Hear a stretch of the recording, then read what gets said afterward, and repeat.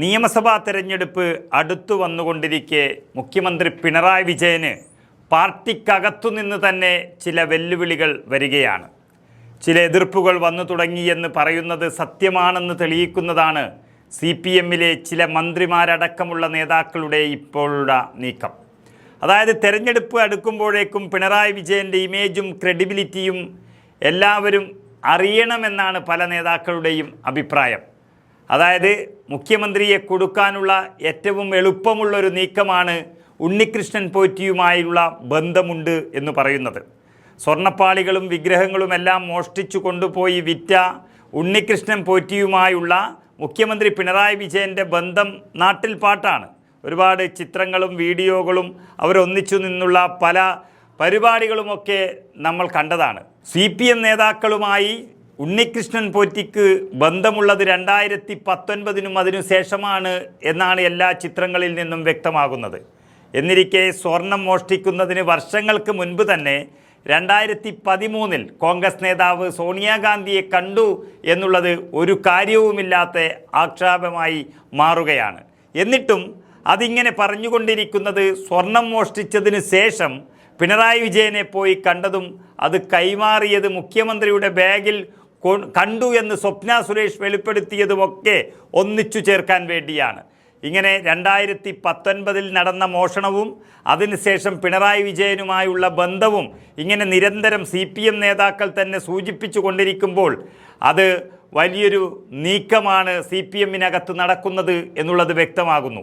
കാരണം പിണറായി വിജയനെ പേരെടുത്ത് ഇവരാരും പറയുന്നില്ലെങ്കിലും 2013 ഉണ്ണികൃഷ്ണൻ പോറ്റിയും അതുപോലെ സോണിയാഗാന്ധിയും തമ്മിലുള്ള ബന്ധം നിരന്തരം CPM ആക്ഷേപം ഉന്നയിച്ചു കൊണ്ടിരിക്കുന്നു. അതിന് മറുപടിയായി കോൺഗ്രസും UDFും പറയുന്നത് 2019 ശേഷം മുഖ്യമന്ത്രിയുമായുള്ള ബന്ധമാണ്. അപ്പോൾ മുഖ്യമന്ത്രിയുമായുള്ള ബന്ധം ഉണ്ണികൃഷ്ണൻ പോറ്റിക്കുണ്ട് എന്ന് പറയിപ്പിക്കാൻ വേണ്ടി നിരന്തരം സോണിയാഗാന്ധിയുമായുള്ള ബന്ധം ഒരു കൂട്ടം CPM നേതാക്കൾ പറഞ്ഞു പരത്തുന്നു എന്നുള്ളതാണ് ഇപ്പോൾ പുറത്തു വരുന്നത്.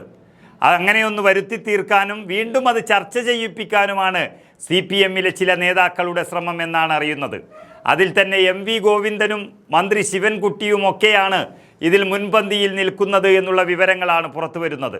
നിയമസഭ ചേർന്നതിന് ശേഷം ഒരു ദിവസം പോലും ഒഴിയാതെ ശിവൻകുട്ടി എന്ന മന്ത്രി സോണിയാഗാന്ധി അയ്യപ്പൻ്റെ സ്വർണം മോഷ്ടിച്ചു എന്ന് പറഞ്ഞുകൊണ്ടേയിരിക്കുന്നു.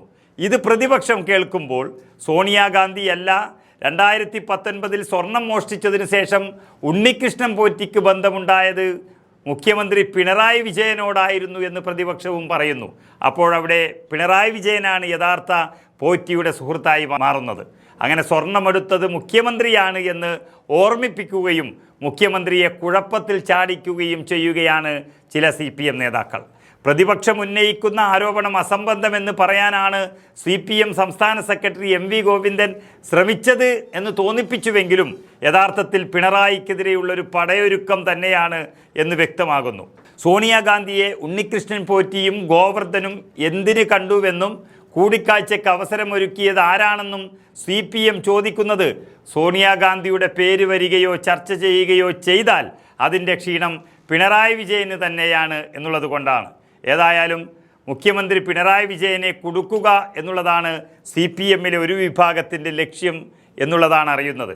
അതുകൊണ്ടാണ് 2013 സോണിയാഗാന്ധി ഉണ്ണികൃഷ്ണൻ പോറ്റിയെ കണ്ടത് അന്ന് വെറും കീഴ്ശാന്തിയായിരിക്കുമ്പോൾ എന്നുള്ളത് അറിഞ്ഞുകൊണ്ട് തന്നെ ഇപ്പോൾ 2025 വരെ ഉണ്ണികൃഷ്ണൻ പോറ്റിയുമായി ബന്ധമുള്ള പിണറായി വിജയനിലേക്ക് ആ ചർച്ച ഇങ്ങനെ എത്തിച്ചുകൊണ്ടേയിരിക്കുന്നത്. പിണറായിയുടെ കൂട്ടുപ്രതി എന്ന് വിളിക്കാവുന്ന കടകംപള്ളി സുരേന്ദ്രനെ ഒതുക്കേണ്ടത് തിരുവനന്തപുരം ജില്ലയിൽ മന്ത്രി ശിവൻകുട്ടിയുടെ ആവശ്യമാണ്. അവിടെ പണ്ടുകാലം മുതൽ തന്നെയുള്ള ശിവൻകുട്ടി അതുപോലെ കടകംപള്ളി ഗ്രൂപ്പിൽ ഒന്നില്ലാതാകേണ്ടത് അത്യന്താപേക്ഷിതമാണ്. അതിൽ വാർദ്ധക്യ സഹജമായ ചില അസുഖങ്ങൾ ഉള്ളതുകൊണ്ട് തന്നെ ശിവൻകുട്ടിക്ക് എളുപ്പം കടകംപള്ളിയെ തകർക്കാൻ കിട്ടിയ ഒരവസരമാണ് ഈ ശബരിമല വിഷയം എന്നുള്ളത്.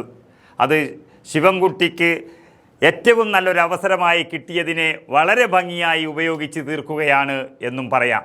അങ്ങനെ ഗോവിന്ദനും ശിവൻകുട്ടിയും അടങ്ങിയ ഒരു വിഭാഗം മുഖ്യമന്ത്രിയുടെ ടീമിനെ വല്ലാതെ വലക്കുന്നു എന്നുള്ളത് തന്നെയാണ് ലഭ്യമാകുന്ന വിവരം.